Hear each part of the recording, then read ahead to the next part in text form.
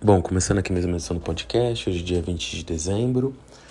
Esse último mês, até por causa da Copa, eu acabei decidindo não gravar, porque achei que não ia ter tanto apelo. Mas agora é de volta, né, com o podcast, depois de um mês aí parado. Como sempre, só relembrando, né, que todas as opiniões dadas aqui são apenas conjecturas baseadas em informações públicas e não se configuram como qualquer tipo de recomendação de investimento. Bom, começando, né, como eu costumo fazer toda semana, eu vou falar um pouquinho antes do que está acontecendo no mundo e deixar o finalzinho aí para o Brasil, que tem tido muita variação, nas ações, com potenciais incertezas sobre política econômica, como vai ser a parte fiscal. Então vou tratar mais disso no final. No começo eu vou falar um pouquinho mais de fora, especial aí de algumas situações relacionadas ao Twitter, ali, ao Elon Musk e ao Covid na China. Bom, começando, a gente teve alguns dados ali de inflação nos Estados Unidos, vieram um pouco abaixo ali, né, do que o projetado. Isso até animou os mercados nos Estados Unidos há poucas semanas atrás. Enfim, por um lado tem-se, né, uma impressão que a inflação está arrefecendo lá, embora não dê para tirar também a importância, né, de que o petróleo recua no mundo inteiro. Isso acaba também tendo efeito sobre a inflação, né? Por outro lado, a gente tem ali a incerteza quanto a uma potencial recessão no país, o que também seria muito danoso. Então, é até o que eu já comentei algumas vezes, que é aquela discussão do pouso suave, né? Se os Estados Unidos vai conseguir domar a inflação, digamos assim, sem entrar numa recessão, né? Essa é a grande dificuldade. E os Estados Unidos ainda não parou de subir as taxas de juros, apesar de ter uma desaceleração da inflação nos últimos meses. Os juros ainda vão subir mais. Isso parece bastante claro e principalmente vão continuar no patamar elevado ainda por bastante tempo. Isso, claro, tem um peso ali, como tem qualquer país do mundo, né? Sobre novos investimentos, sobre compra de imóveis, sobre retirada de empréstimos. Então, as ações de forma geral caem, né? Então você tem ali uma menor possibilidade, digamos, né, de o surgimento de novas empresas, de crescimento até de algumas e muitas vezes até a consolidação das empresas já maiores, né? Então os Estados Unidos agora passa por esse desafio. Uma outra coisa que aconteceu também, de ontem para hoje, na verdade, que foi muito relevante, foi o Japão, que tem até... Muita gente não esperava que o Japão fosse fazer isso que eu vou definir agora, porque o Japão, muita gente esperava que, na verdade, isso até pudesse ter alguma mudança na forma que é precificada a taxa de juros de longo prazo no Japão, mas esperavam que isso fosse acontecer após a troca do atual presidente do Banco Central japonês. O mandato do atual presidente do Banco Central japonês vence em abril do ano que vem, então muita gente achava que com o apontamento de um novo presidente teria sim uma mudança. Por quê? O Japão tem ali uma política que limitava a remuneração de títulos públicos acima de 0,25 ou menos 0,25, já que o Japão já teve ali, entre aspas, inflação negativa, né? Então tem uma variação ali de 0,25. E isso foi aumentado para 0,50, claro, em condições mais especiais, mas isso só sinaliza essa mudança, que na verdade esse rendimento, digamos assim, fixo dentro dessa banda que o Japão colocava, né, de variação, não mais atendia às demandas de quem poderia comprar títulos japoneses. Ou seja, porque o Japão começou, apesar de, claro, numa intensidade muito menor do que a maior parte dos países que a gente pode chamar de Ocidente, do que a Europa, do que os Estados Unidos, do que a América Latina, do que a África, mas e até do que outros países asiáticos. Tipo, talvez o mais semelhante ali nesse sentido, embora não tenha os dados aqui precisos de cada um dos dois países, sejam China e Japão, que têm inflações que estão positivas, estão variando positivamente, mas de forma bem menos acentuada do que no resto do mundo. Mas o fato do Japão ter essa inflação positiva já levou a essa mudança. O próprio Banco Central japonês vinha comprando muitos títulos públicos do governo porque não vinha tendo tanta demanda, provavelmente uma tentativa de se aumentar a demanda. Isso fez a Bolsa do Japão cair ali. Às vezes a gente até esquece, mas o Japão continua sendo a terceira maior economia do mundo, então isso tem relevância. E cabe aí também pontuar que isso pode sim mexer um pouco com as expectativas do ien ali. A moeda japonesa pode variar de forma mais forte agora. E eu diria que, como a gente ainda vai ter a mudança do presidente do Banco Central japonês ano que vem, eu não ficaria surpreso se ainda foram tomadas medidas para deixar esse mercado de taxa de juros lá mais solto, uma vez que é muito complicado se a inflação é persistente ou não, quando ela vai cair. Mas o Japão, que era até utilizado por muita gente que defendia o MMT, né? Ou seja, imprime dinheiro, isso não gera inflação, como um exemplo. E era um exemplo bastante fora da curva, era difícil achar outros países que tivessem, claro que você pode achar um outro, mas que tivessem experiências bastante semelhantes. Mas o Japão agora tem inflação, mostrando que, enfim, tudo tem seus limites e cada país tem sua configuração própria, já que o resto do mundo com outros tipos de estímulo, até menores do que o Japão fez nas últimas décadas, estão com inflações altíssimas, muitos na casa de 2 dígitos, né? Claro, isso também tem a ver com aumento de combustíveis, com outras coisas, mas o Japão também passou por isso e ainda tem uma inflação baixa. Mas o Japão tem toda uma estrutura de uma sociedade mais velha, que poupa muito. Enfim, tem uma série de questões locais que fazem o Japão ter essa conjuntura. E mesmo lá, agora, tá para os padrões japoneses, você tem uma inflação mais alta, que faz diminuir o interesse por títulos públicos, que fez o Japão tomar essa medida e potencialmente vai ser apenas a primeira nesse sentido. Indo agora talvez para a principal notícia internacional, que é o Covid na China. Quando eu comentava aqui, eu até achava que a China tomaria medidas de liberação, mas mais tímidas, até principalmente após os protestos. Cheguei a comentar os protestos que tiveram na China aqui contra o Covid-0, mas eu não esperava que fosse da velocidade que aconteceu após os protestos e da forma que foi, né? A China basicamente diminuiu muito a testagem, assintomáticos podem trabalhar, mesmo pessoas ali que antes estavam sendo levadas para locais específicos durante o período ali que podiam estar transmitindo a doença, agora podem se recuperar em casa caso não tenham sintomas leves. E assim, o grande e potencialmente problema disso é o seguinte, né? Boa parte da população chinesa nunca teve contato com a doença, nesse sentido a política de Covid-0 foi extremamente bem sucedida. Mas até por causa dos protestos, por causa do baixo crescimento do país, por causa de um desemprego muito grande dos jovens, e o Xi Jinping, ele, por mais que os protestos não tenham sido nem... Você tem ali um ou outro conflito com a polícia, principalmente na fábrica da Foxconn, que tinha funcionários lá dentro, mas você não tem tido grandes embates da polícia com quem estava protestando nas grandes cidades, mas depois você tem relatos de pessoas da polícia telefonando na casa das pessoas, fazendo uma espécie de ameaça velada, mas mesmo assim... você vê o governo, de alguma forma, ouvindo esses protestos, né, e liberando de forma muito rápida, ali, fazendo um giro de 360 na sua política.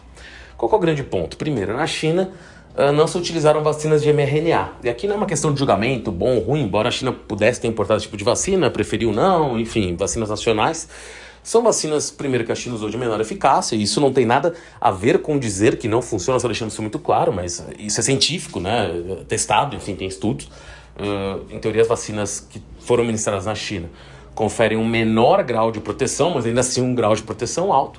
Só que aí você tem algumas questões. Primeiro, a China fez talvez o contrário do que muitos outros países fizeram, porque a maior parte dos países começou vacinando os mais velhos. A China muitas vezes vacinou quem tinha que circular, ou seja, pessoas mais jovens que iam trabalhar. Nesse sentido, uma parte relevante, principalmente mais jovem da população chinesa, está muito bem vacinada. Apesar de, sim, a China...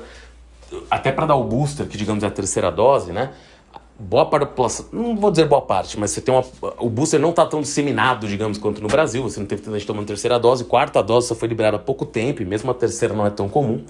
Mas mas 2 doses, eventualmente a terceira, você tem uma boa parte da população mais jovem vacinada, e do total até são números altos também. Embora muitas pessoas já tenham tomado essa última dose há mais de 6 meses na China, quando a gente vê, aqui estou falando baseado em alguns relatos, né? Mas... quando você pega pessoas acima de 60 e acima de 80, e aqui pegando particularmente acima de 60, que claro, você engloba acima de 80, porque são pessoas mais idosas do que acima de 60, você tem ali cerca de 237 milhões de pessoas na China, uma população gigantesca. E acima de 60, acima de 80, que parece que 80 ainda é mais baixo esse nível, a vacinação, principalmente com 2 doses, é particularmente baixa. Talvez você tenha 30%, 40% das pessoas não vacinadas nessa faixa. Pode até ser menos, que seja 20%, mas aí não é um percentual amplo. Tem até cidades lá na China, como os Estados Unidos também fez, e a Europa também fez, até oferecendo dinheiro para essas pessoas se vacinarem, mas e procurando essas pessoas e rastreando quem não está vacinado. Mas parece que tem algum nível de resistência às pessoas serem vacinadas.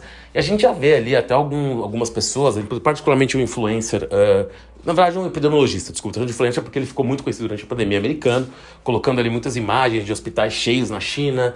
Na verdade estou chamando ele de americano, mas na verdade ele é um asiático que mora nos Estados Unidos, não sei exatamente onde ele nasceu, se ele é um descendente asiático que mora nos Estados Unidos ou se ele migrou para lá. E assim, ele é um epidemiologista, um cara com uma excelente formação, mas que, para ser justo, durante toda a questão do Covid, ele colocava notícias um pouco sensacionalistas para ambos os lados, tanto para fechar quanto para abrir. Então, assim, particularmente não seria a minha melhor fonte, por isso que eu nem estou dando o nome aqui, embora seja assim, uma pessoa que tem algum nível de confiabilidade, mas eu quero dizer só que é uma pessoa um pouco alarmista para todos os lados, não para um lado só. Mas eu estou usando o exemplo dele, mas na verdade vários outros epidemiologistas que inclusive tiveram escaramuças com ele durante a pandemia, tinham alertado que poderia acontecer algo complicado na China com essa reabertura dessa forma. E essas imagens deles seriam de hospitais lotados na China. Aí cabe mencionar, né, que a China não tem um sistema público de saúde como o SUS, e que, principalmente, né, o número de leitos e de enfermeiros, principalmente fora de grandes centros, como Xangai, Pequim, Shenzhen, grandes cidades, é muito pequeno. A China estava assim, e nisso, ela até mostrou isso em Wuhan durante a pandemia. Eles têm sim uma capacidade de construir hospitais e criar leitos rápida, mas claro que isso também tem um certo número de limitação, dependendo do nível de propagação da doença e de quantas pessoas poderiam ter problemas. Obviamente a vacina protege, mas tem, como eu disse aqui, tem pessoas que estão só com uma dose, tem pessoas que não foram vacinadas, tem pessoas que tomaram a dose há muito tempo e nunca foram infectadas. Então, assim, você tem ali um certo grau de incerteza com o que pode acontecer na China. E sim, existe uma chance da coisa, somente nas próximas 3, 4 semanas, se alargar muito, até porque a gente, no mês de janeiro, eu até falei em fevereiro em outro podcast, mas em janeiro, a gente tem o Ano Novo Chinês, no qual muitas pessoas voltam para suas aldeias de origem, até onde tudo indica isso vai ser permitido, já que tudo baixou muito, então essas pessoas podem inclusive levar o Covid para esses locais, que tem menos hospitais, menos infraestrutura. Então, é muito complicado saber exatamente o que vai acontecer na China, mas infelizmente a gente tem uma chance razoável de ver um aumento expressivo do número de mortes, mesmo que ainda, entre aspas, temporariamente. Eu nem sei se a gente vai ter acesso a esses dados totais algum dia, e aqui porque os dados da pandemia realmente são complicados, né? Mas, principalmente na China, eu não sei se isso vai ter uma publicização tão grande. Claro que se a coisa fugir do controle, a gente vai ficar sabendo. Mas dados efetivos, certinhos, acho difícil a gente ter. E como também pode duvidar dos países que divulgaram. Estou falando que particularmente lá não vai ser tão simples ter acesso a esses dados totais, até porque é difícil de contabilizar, como a própria Índia também. Ninguém até hoje sabe quantos exatamente morreram na Índia e quantos casos tiveram. Foi um rastreamento muito pobre. Na China até acho que esse rastreamento é muito superior, mas por uma série de questões também não acho que isso vai vir a público de forma tão exata. Mas o ponto disso, olhando para o resto do mundo, né, tirando essa potencial catástrofe que eu realmente espero que não ocorra, que seria a morte de muitas pessoas, e supondo que realmente essas mortes fiquem confinadas a um número baixo, tomara, você teria alguns impactos econômicos, né? Primeiro, inflação. Porque o que aconteceu nos Estados Unidos, inclusive uma consultoria que cobre principalmente a Ásia, que inclusive um sócio francês que mora em Hong Kong, deu uma entrevista recente para um podcast brasileiro, há umas 3 semanas atrás, foi antes inclusive, ou 4, foi antes inclusive da flexibilização real das políticas de Covid-0, embora ele até comentasse que ele esperava que isso acontecesse, e em breve. E a gente viu ali ele comentando que nos Estados Unidos o que aconteceu, né? Quando você teve a flexibilização total ali, né? Enfim, por mais que os Estados Unidos não tenham tido lockdowns, mas enfim, você teve uma flexibilização muito maior, as pessoas voltando ao trabalho de forma mais intensa, você teve a doença se espalhando de forma que muitas pessoas não podiam ir trabalhar porque pegavam Covid, aí a empresa tinha que chamar outro. Então você teve muitos gargalos de produção por causa do alastramento da doença, né? Além, claro, das perdas humanas, mas aí a gente está falando de um período até que as perdas humanas, entre aspas, as mortes, né? Já tinham diminuído bastante, ainda bem, mas você ainda assim tinha a doença circulando, muitas pessoas pegando o Covid, mesmo vacinadas, se recuperando melhor, a taxa de mortalidade da doença já bem inferior. Mas você, claro, tinha esse risco envolvido e tinha as pessoas não poderem trabalhar. Isso, claro, gera fábricas parando, gera um monte de coisa aqui. Eu não estou comparando se é bom ou ruim, estou falando só o efeito que isso gera. Na China isso acontecendo, a China é o grande coração industrial do mundo, então você teria risco de quebra em diversas cadeias de produção, uma volta aí da inflação para o mundo todo, né, caso isso acontecesse. Inclusive essa inflação em queda, o grande risco seria um problema desses na China, e claro, se tivesse um cataclismo, então com um monte de pessoas morrendo... Além da grande questão humanitária, você ainda teria um transbordamento disso econômico muito complicado para o resto do mundo, porque daí com certeza o crescimento chinês cairia, e aí teria que ver como o governo ia responder a isso, lockdowns fortes ou não, que é muito difícil de responder hoje. Mas você teria esse risco de inflação. E, por exemplo, principalmente para um país como o Brasil, que até o minério de ferro já subiu bem desde que a China anunciou a reabertura, mas você poderia ter aí problemas, porque poderia ter queda de exportação de minério de ferro, talvez de soja, talvez até mesmo de carnes, embora alimentos acho que seria mais complicado, mas se você tem paralisação nos portos por lockdown ou por falta de trabalhadores infectados, infelizmente, com a Covid, você teria ali uma situação muito complexa e muito difícil de se prever. Então, além da coisa localizada muito triste que pode acontecer na China, e espero que não aconteça em termos de de pessoas infelizmente falecendo, espero que isso saindo do controle. Eu acho que isso é uma possibilidade que infelizmente existe, mas a gente não tem como cravar nada disso, e como eu já repetindo aqui mais uma vez, esperamos que não aconteça. Mas mesmo que, não, que isso fique controlado, já morreram algumas pessoas, acho que em Pequim morreram 5 ontem, mas que isso fique confinado ali a um número baixo, apesar dessa política, ainda assim provavelmente você vai ter quebras na cadeia de produção que pode gerar inflação para o mundo inteiro. Então isso é uma coisa bastante complexa, pode diminuir o crescimento chinês já para o começo de 2023, que também foi uma das razões que levou Xi Jinping a ouvir os protestos, já que apesar da China ter de forma geral uma taxa de desemprego baixa, a taxa de desemprego entre os jovens na China é maior das últimas décadas, talvez, ou da última década. Então isso também é um problema que ele precisa lidar. E bom, a gente tem algumas coisas mais ou menos imprevisíveis ali. Vamos ver como se desenha, mas é um ponto de bastante atenção. Eu diria principalmente aqui para quem investe no Brasil e tal, por questão de minério de ferro, que a China é o grande mercado e pode ter um certo... Logo após esse aquecimento que ocorreu após essa abertura, você pode ter uma queda nisso. Eu até recomendo um fio no Twitter do Rodrigo Zaidan, que é um professor lá de uma universidade chinesa, que comenta ali, né, que ele tem evitado sair de casa e quem pode também tem. Então, assim, falando que tem um certo medo, assim, de alastramento da doença, falando dos problemas de cobertura de hospitais na China, e falando que, sim, o governo provavelmente, apesar de não ter SUS, o governo quase com certeza vai bancar o hospital das pessoas que tiverem problemas, né, principalmente em uma situação como agora numa doença endêmica, pandêmica, mas que sim, esse risco existe e ninguém sabe direito onde isso pode parar. Esse fio é bastante explicativo, enfim, de uma pessoa que mora lá, né?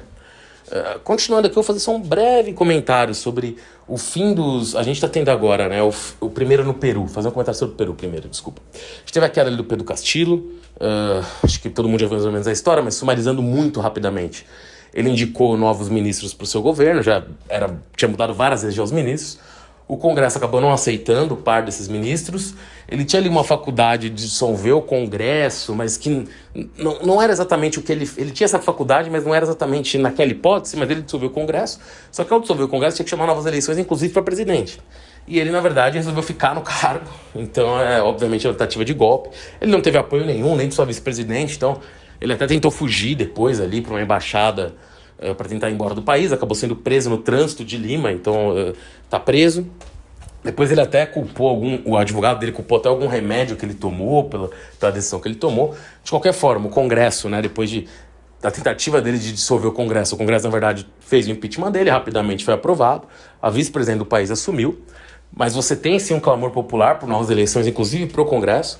O Congresso também não aceitou isso, porque o presidente, o Castillo, era altamente impopular, sendo que foi eleito há pouco tempo, mas o Congresso, que era até mais de oposição, era tão impopular, na verdade, mais impopular do que ele.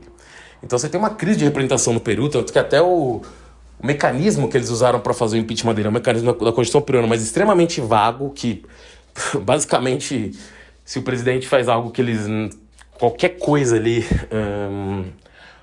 mas que os parlamentares não gostem, ou que poderia ser encarada como algo meio problemático, ele pode ser retirado. Então realmente é uma provisão muito ampla que dá margem para qualquer coisa. Isso até explica as crises políticas do Peru dos últimos anos, que teve, salvo engano, 6 presidentes nos últimos 7 anos, algo assim. Parte deles até faleceu, acho que 2 já são falecidos, outros estão presos, muitos também envolvidos em questões de corrupção, até do espalhamento da Odebrecht na América Latina. E, bom, continuam protestos por lá, por novas eleições. Algumas pessoas, infelizmente, até faleceram nesses protestos, enfrentamentos com a polícia.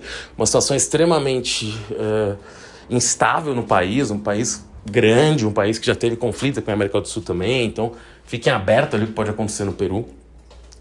E, bom, e o impacto que isso deve ter no mercado de cobre, já que o Peru é o segundo maior produtor do mundo. E o consumo de cobre, que sempre foi muito alto, está sendo mais alto na transição energética, né? O maior produtor de cobre do mundo é o Chile, mas o segundo é o Peru, e o Peru é muito relevante. Então, caso tenha algum problema ali, o preço do cobre vai para a lua. E aí cabe mencionar a questão dos carros elétricos, fazer um comentário rápido sobre a Elon Musk aqui, e sobre a Tesla e tudo mais. Os incentivos, né, para carros elétricos nos Estados Unidos e até na China também, nos Estados Unidos, principalmente na Califórnia, vão expirar. Você provavelmente vai ter outros incentivos, mas os atuais vão expirar.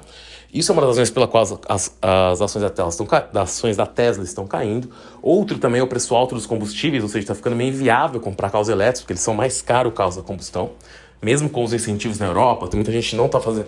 Você vê que o crescimento deles está sendo aquém. Na China ainda é muito alto, mas na Europa é alto perante a base que você tem, mas você ainda tem alguns problemas para ampliar isso.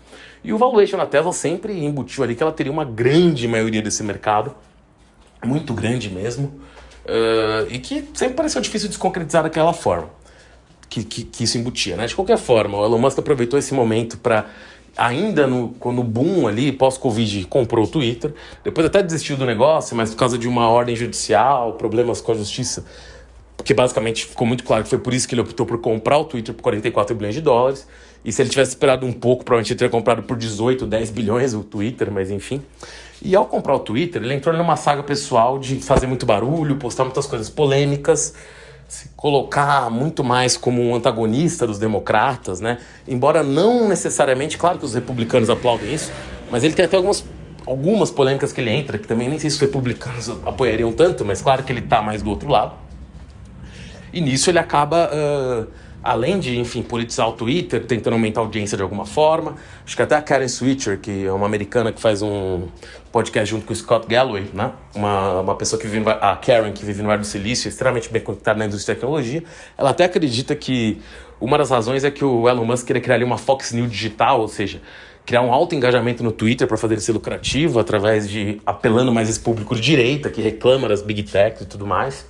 Poderia ser, mas isso vem a um custo muito alto para a Tesla, porque, claro, a Tesla vende em diversos mercados, mas o principal mercado dela nos Estados Unidos era a Califórnia. Dentro da Califórnia, muitos carros vendidos no Vale do Silício, que é a região, na verdade, onde o Musk surgiu para o mundo, fundando o PayPal, fundando a SpaceX, fundando a empresa que ele vendeu antes do PayPal, de mapas.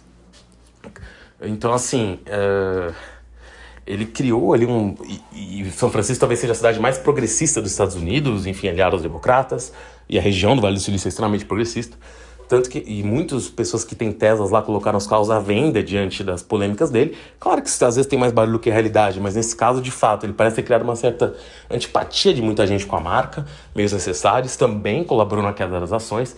Inclusive o David Chappelle, talvez o humorista mais famoso do mundo, fez um show em São Francisco e convidou ele no palco, num teatro para 18 mil pessoas, e ele foi vaiado de forma ostensiva. Então, assim, ali que era o berço dele, de alguma forma, ele ficou muito marcado agora de forma negativa. Mesmo esse discurso dele de liberdade de expressão ficou também um pouco manchado, porque ele começou a banir jornalistas, porque colocaram o local do jato dele de outros. Ele falou que isso tinha segurança, que a liberdade de expressão não ia até ali. Também baniu perfis que fizessem apenas propaganda de outros sites concorrentes, como Post, Mastodon.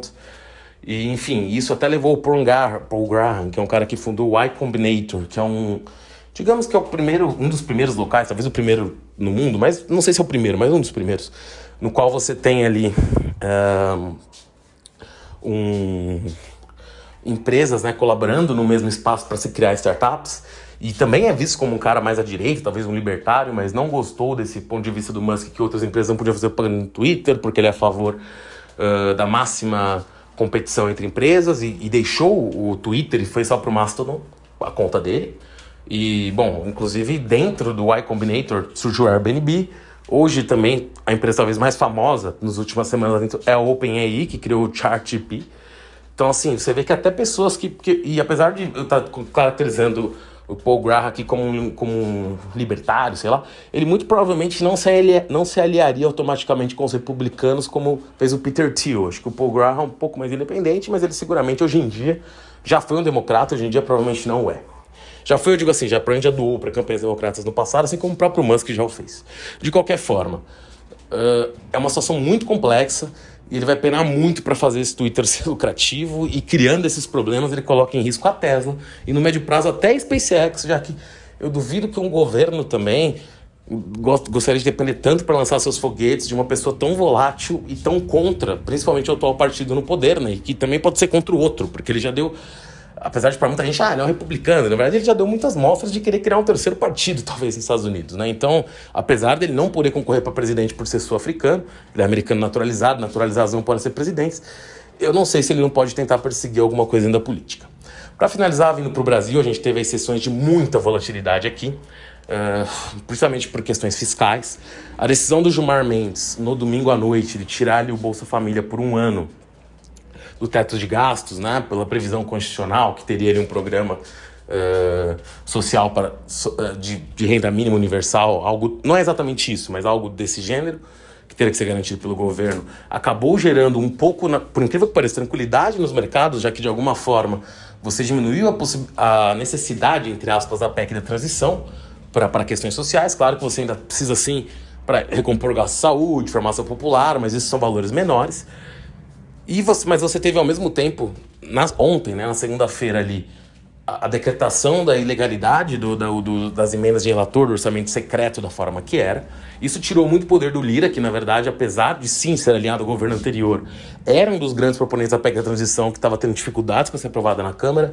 Sem as emendas de relator, o Lira tem menos poder para colocar a PEC da transição, digamos, goela abaixo de alguns deputados, até que não foram reeleitos e não querem votar a favor. Mas acabou-se chegando a um acordo que a PEC da transição vai ter 1 ano, né? Ou seja, não vão ser 2, vai ser apenas 1, com um valor de 145 bilhões, mas que na prática, por causa de questões de investimentos e do PIS/COFINS sobre a gasolina, podem chegar perto de 200. Mas se o governo reestabelecer também o PIS/COFINS sobre a gasolina, esse valor cai, que você pode arrecadar cerca de 20 bilhões. Então você vai ter sim uma certeza fiscal, mas ela ficou mais restrita ao primeiro ano do governo. E claro, você poderia ter outras formas de diminuir essa questão fiscal, por exemplo, cortando isenções fiscais para grandes empresas. Você teria outras formas. Acabou que, de alguma forma, isso não ficou tão claro, não ficou tão claro, digo assim, não foi perseguido por nenhum governo na história da democratização brasileira. Vários falaram um dia atrás, mas nenhum fez.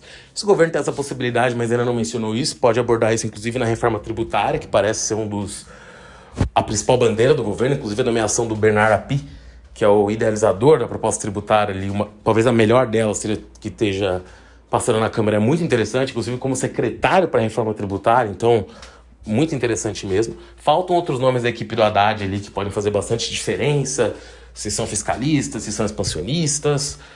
Embora o governo tenha falado sim, muito de sim, responsabilidade fiscal, que o Lula claramente teve nos seus 2 primeiros mandatos, mas as coisas ficam ali um pouco em aberto, por não ter nomes, por às vezes as falas coincidirem de um lado ou de outro. Então acho que a gente tem muito mais ruído do que realidade, e os ruídos são ruins. Como eu sempre falo aqui, incerteza, né?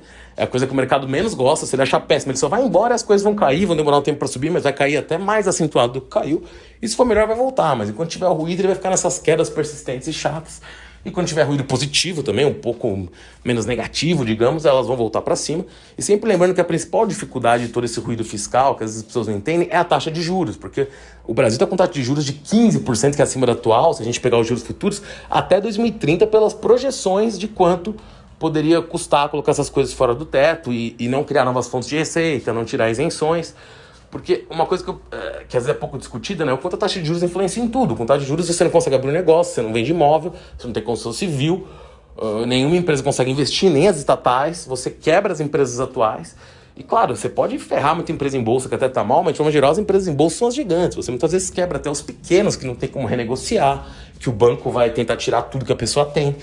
Então, assim, é uma situação muito complexa e caso essas sinalizações do governo tranquilizem um pouco as coisas, a gente pode ver a taxa de juros de longo prazo cair e aí sim surgir a possibilidade de um rally aí de curto prazo na bolsa e um momento bom. Só lembrando, né, que a questão chinesa vai acabar, que eu comentei, vai acabar influenciando nisso por causa do tamanho da inflação ano que vem e na verdade, para os dois lados, né, porque você pode ter primeiro um aumento da inflação, caso infelizmente aconteça toda uma disrupção na China por causa de um alastramento rápido da Covid, por falta de produtos, e depois, caso tenha uma retomada muito forte na China, você também vai ter uma compra muito alta de combustível, de petróleo, o preço do petróleo pode subir bem, de minério, então você pode ter inflação desses dois lados, embora eu acredite que a inflação de volta à demanda seja, entre aspas, mais temporária do que a inflação de corte da cadeia. O que eu quero dizer com isso? Que a corte de cadeia, é claro que quando o corte da cadeia terminar, ela é temporária, mas ela costuma ter efeitos mais longos para se dissipar.